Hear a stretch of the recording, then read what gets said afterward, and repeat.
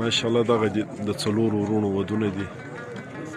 شرنه خانوزۍ کلي شرنه زمستانه کې دغه د بابو مغلا مرحوم محمد غوث ماما د زامنو د سلیمان خان، د عمران خان، د اکرام خان، د سلیمان خان